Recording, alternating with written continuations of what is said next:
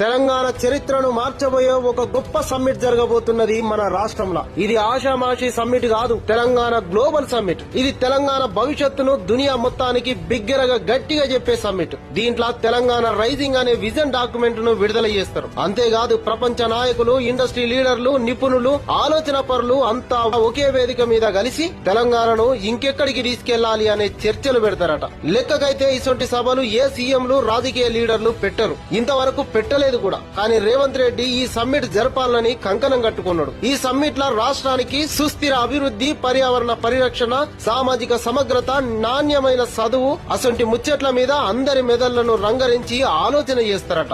ఓ దిక్కు డెవలప్మెంట్ చేసుకుంటేనే ఇంకో దిక్కు అందరూ ఎసొంటి రంది బాధ లేకుండా బతికే ఆలోచన చేస్తారట. వచ్చే 8 ఏళ్లలో తెలంగాణ ఉత్త తెలంగాణ కాదు, ఇండియాలో నెంబర్ 1 తెలంగాణ అనేటట్టు తయారు చేయాలని ఈ పని చేస్తున్నారట. మరి చూడాలి డిసెంబర్ 8, 9 తారీఖులల్లా ఎంతమంది మేధావులు వస్తారు, ఏమేం ముచ్చట్లు చెప్తారు అనేది ముందు చూడాలి.